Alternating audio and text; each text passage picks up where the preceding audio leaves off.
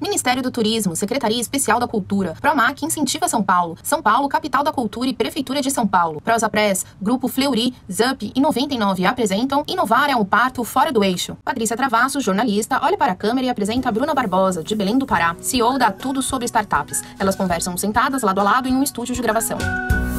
Hoje, no episódio do Inovar é um parto fora do eixo, Belém do Pará veio nos fazer uma visita pessoalmente. Eu sei que a distância é longa, né? Mas essa sempre foi uma viagem de rotina para a Bruna, desde que ela começou a empreender. E para todos que empreendem lá no norte também, isso acaba sendo uma viagem de rotina.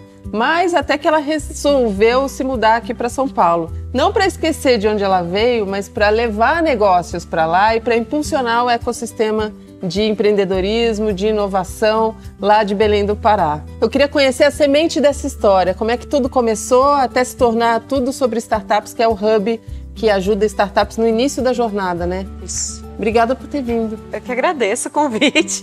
Que delícia. Conta pra mim o início de tudo isso, como é que foi? Foi bem local? Você encontrou uma dor local e resolveu expandir? Na verdade, começou, eu não estava nem pensando necessariamente numa dor local. Eu fazia administração e um dos projetos que a gente tinha era com ribeirinhos, era a comunidade da floresta. E o que aconteceu? A gente começou a perceber que essas comunidades tinham muita necessidade econômica, não tinham frequência de produção, e não sabiam planejar como elas iam gastar aquilo. Então tinha muita dívida. E a maioria não sabia nem ler nem escrever. E aí como é que você vai educar alguém que não sabe ler nem escrever a pensar financeiramente? Porque aquelas pessoas, muitas, por exemplo, às vezes já tinha acabado de chegar a energia elétrica, aí vai comprar um monte de coisa que não existia na casa, e voo, entendeu? Dívida. Dívida. E o nosso processo foi educar. E como tinham essas limitações de conhecimento, começou um processo de como eu vou ensinar isso, que me aproximou do design thinking. E que me aproximou de muito processo pedagógico mesmo, didático, para pessoas que funcionam independente de qual pessoa seja. Do ribeirinho ao grande executivo, mas como pensar humano. A educação, que às vezes é uma coisa muito técnica, engessada, e que você até entende, mas que é chato aprender, e você demora para entender a relevância daquilo. Né? Todo mundo já passou por isso em algum momento na vida. E quando você olha para essa situação, você precisa pensar mais humano e menos só técnico. E isso acabou arrastando para a carreira inteira. Eventualmente, na tentativa de melhorar a vida deles, a gente acabou se aproximando de algumas biotechs. Sei. Que precisavam dos insumos que eles produziam. E dessas biotechs eu comecei a entender o que era startup. Foi um processo de descoberta. Aí você entrou... e você se descobriu também. Também. Me aproximei da incubadora. No início começou muito nesse processo de como ajudar eles a conseguirem coisas e como ajudar os ribeirinhos também. Eu via como quase um processo de troca para os ribeirinhos conseguirem ter o que era deles e para as startups conseguirem evoluir naquilo que elas precisavam. Mas a gente acabei me aproximando muito de gestão, acabei me aproximando muito de necessidades específicas desse negócio. Ficava Belém, São Paulo, para aprender coisas e levar para lá, para pegar oportunidades e levar para lá. E, eventualmente, isso acabou virando negócio.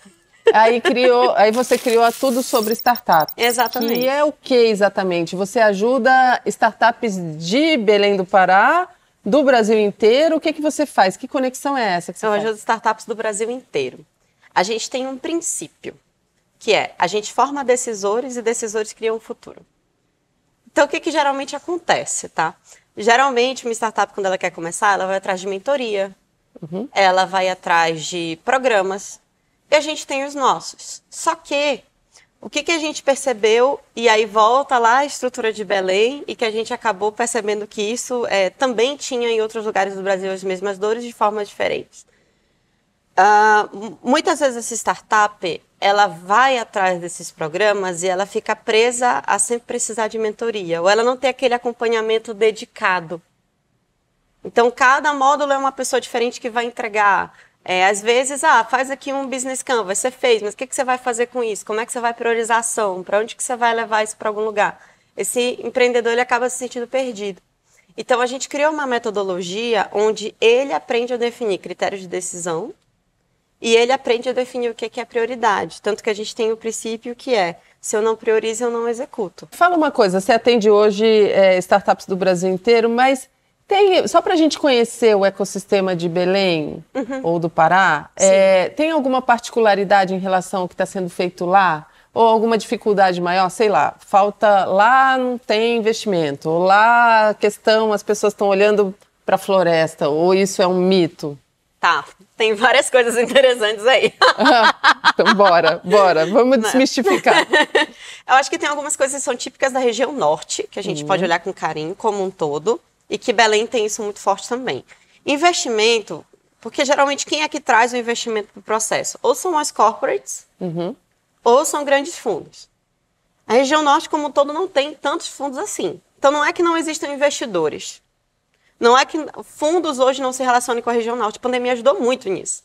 Pré-pandemia, a gente não tinha tanta essa troca. Certo. Pós-pandemia, isso ficou muito mais intenso. Pelo digital, só pela facilidade de comunicação, Pela de acesso. facilidade de comunicação e também porque chega um momento onde o fundo daqui ele tem dinheiro e faltam empreendedores. Certo.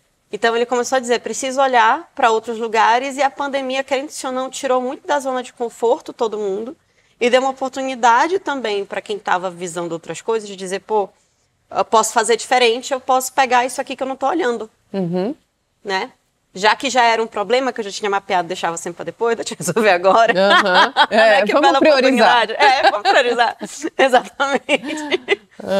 E aí, isso simplificou bastante. Não está ainda aquela maravilha, mas simplificou bastante, né? Por que eu digo que não está ainda aquela maravilha? Porque ainda faltam fundos mais nossos. Tá. Fundos regionais, com investidores regionais, com cara regional, com força regional. Temos investidores? Temos, mas isso ainda pode ser mais pujante. Para outro lado, para ser mais pujante, a gente precisa ter startups mais pujantes. Belém, a gente tem alguns lugares interessantes. A gente tem a Universitec, que é a incubadora, que inclusive foi a que me acolheu lá atrás. A gente tem o Parque de Ciência e Tecnologia, que é o PCT. A gente tem eixos que trabalham junto com Natura, que vão desenvolver negócios da floresta, que aí são muito mais voltados para essa carinha, né, que a gente já tinha conversado. A gente tem também os coworkings, como a Elephant da vida, para trabalhar, né, esse ecossistema. Essa conexão entre os empreendedores, né? Isso. O encontro. E até começar, por exemplo, a incubadora, ela paga para esse empreendedor alguns serviços. Tá. Então, reduz muito da conta dele. Até, não só da conta, mas até do esforço de quem é que eu vou procurar, quem é que pode me ajudar nisso, né? A incubadora já tem um portfólio de pessoas para ajudar. Tem uma comunidade? A gente Vale. tem... Açaí Vale? Tem Tá. uma comunidade. Legal. Tem. Que inclusive começou a se profissionalizar bastante desde 2019. Ainda tem alguns desafios de engajamento, né? Então, isso é um outro ponto. Negócios diversos, tem gente da floresta, tem gente de fora. Eu lembro que 2018 foi quando o Açaí Valley teve uma pessoa que começou a falar, pô, mas por que não tem tanto negócio da floresta aqui? E aí começou a criar uma vertente da Açaí Valley, não, vamos falar do agro, vamos falar também da floresta, vamos falar de outras coisas que antes não era uma área de negócio tão desenvolvida ou tão vista pela comunidade, mas que era essencial para o Estado, né, que é um ponto forte do Estado. Quando eu olho o preconceito do sul para o norte, eu vejo muito como eu não conheço o que tem na região, como eu não conheço os talentos que existem, como eu não conheço muito de como as coisas são feitas, a gente reduz as dificuldades a lá não tem recurso, lá não tem coisa acontecendo. Então eu simplesmente não me relaciono com eles, né? Ou até se relaciona, mas sem conseguir entender de fato quais são os entraves para aquilo girar.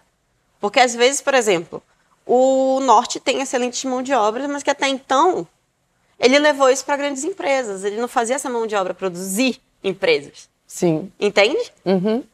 Então, você dizer que um Estado ele não está preparado ou por falta de talento, ou por falta de alguma coisa, ou por falta de insumo, e justificar isso com ainda falta muito para se desenvolver, é você esquecer de o que está desenvolvido, que pode ser oportunidade, tanto para eu fazer negócio, quanto para eu criar novas coisas, entendeu? É você entender que é uma realidade diferente da que você tem. E você já ouviu isso? Você só vai ser fora do eixo? Você não vai ser centro? Desse jeito? Já. É mesmo, na sua cara. Na minha cara. Acho que você está sendo muito ousada de querer ir para dentro do eixo. Acho que as pessoas do eixo não compram. O que você vai oferecer? Mas é isso, tipo, as pessoas não entendem o que elas não conhecem, mas eu entendo que eu ofereço didática, eu ofereço, como eu falei para você, formar decisores no lugar de selecionar startups, porque tem essa diferença. Aqui, quem está fazendo tem dinheiro. Então, quer o quê? Quer selecionar para poder investir. Só seleciona, não forma. Até tem um processo de formação, né? Não vou falar mal, tem excelentes trabalhos que estão sendo cumpridos, tem um processo de formação, mas o foco ainda tem o dinheiro. O foco ainda é eventualmente selecionar. A gente diz, não, deixa eu te formar. E aí depois a gente vai ver alguém para você ser selecionado. Um fundo legal, uma coisa legal, no tempo que precisa para você ser tomador de decisão. Tanto que geralmente a gente escuta de feedback que os nossos empreendedores, eles são muito decididos, eles são muito focados, eles têm muita clareza. Por quê? Porque ele sabe direitinho olhar o negócio inteiro, ver qual é a métrica que tem que dar atenção, entender para onde que ele tem que avançar para o negócio conseguir fluir. Ele aprendeu a pensar. E aí, quais são os desafios hoje? Em Belém do Pará? Lá em Belém. Só para a gente descrever esse ecossistema. Eu acho que tem muito desafio em formação de novos empreendedores ainda. Trazer mais gente que tem uma carreira legal ali dentro, que faz coisas legais e olhe para a tecnologia com mais força. Sinto muita falta disso. Acho que a gente tem excelentes pessoas, mas ainda tem um pouquinho do receio do risco, né, um pouco mais forte dentro daquela região. Tem uma questão de a pessoa olhar mais para negócios tradicionais, às vezes bons lugares para fazer isso, tem famílias há tempos fazendo um negócio específico e para a nova geração sair daquilo e fazer uma coisa diferente demora um pouquinho. Eu não acho que isso seja um problema do Pará. O empreendedor que está começando ainda não teve muito contato, tem uma ideia aí real do quanto que a startup dele pode nacionalizar ou não. Eu acho que isso é um problema geral de todo mundo que está começando, tá? Sim. Mas quando você está num centro ou algum lugar que tem um conglomerado maior de gente trocando com você, você percebe a borrada mais rápido. Entendeu? Então, essa troca de quando tem um ecossistema mais maduro, ela facilita esse empreendedor virar a chave mais rápido. Então, esse pezinho no chão, eu sinto que demora um pouquinho mais lá por essa falta de troca. Ainda. Então, vamos lá. Eu sou empreendedora lá no Pará. O que eu faço? Qual é o meu caminho? Você já citou alguns lugares que são bem importantes, mas assim, então eu procuro a tudo sobre startups quando eu tenho a ideia ou eu preciso ter mais do que isso? Você pode procurar na ideia. A gente atende ideia, primeiras vendas, vendas inconstantes e vendas frequentes, mas sem processo. Ou seja, cresci, estou vendendo muito, mas eu não consigo crescer mais porque senão eu surto. Não entrego. Exatamente. Entendeu? É esse o ponto onde a gente ajuda. Quando tem uma mulher em startup olhando para os negócios, você sente alguma diferença nesse olhar? Não é sobre sentir, é sobre ser comprovado. Tem um relatório do Genome Startups de 2019 que diz que startups que têm mulheres como donas, como decisoras do negócio, crescem de 13% a 20% mais. A mulher, ela é muito mais comedida e por isso que às vezes quando ela não tem o estímulo certo, ela deixa de empreender. Ela vai se planejar. E vai planejar tanto que às vezes não chega nunca. Não começa, isso. Porque ela começa a pensar em vários problemas, várias questões e ela acaba não agindo. Então, quando a gente tem mulheres, a gente precisa fazer elas agirem mais, só que o que é legal? O homem, às vezes, a gente dá um foco para ele, olha, tenta olhar isso para aqui, age pensando nisso aqui, e ele ainda assim quer fazer um monte de coisa. Depois, quando ele chega lá na frente, ele diz, putz, eu devia ter olhado para aquilo mesmo, e volta. A mulher, não. Quando a gente diz, olha, faz isso aqui, dá o foco, ela vai com mais medo, mas ela dá o foco, ela tem o resultado, ela segue o próximo passo. Então, esse negócio ele vai crescer mais estruturado. Excelente. Adorei. Adorei. Adorei saber, conhecer e entender um pouco mais, porque a gente mistifica demais, né, o norte. Talvez pela distância ou pela ignorância, enfim, mas eu acho muito legal que a gente entenda o outro ponto de vista, para saber, então é isso. Então é por isso. Poxa, então eu também posso me aproximar. Eu também posso tentar olhar para esse lugar, né? Exato. Muito bom. Sucesso para você. Obrigada por estar aí com o Inovar é um Parto. Sucesso para você. Fora do eixo, mas no centro, hein? Exatamente. Viemos fora do eixo, mas atendendo todo mundo, fora e dentro. Acho que é sobre isso. E quero que mais empreendedores de fora do eixo se sintam à vontade, se sintam fortes para atender nacional.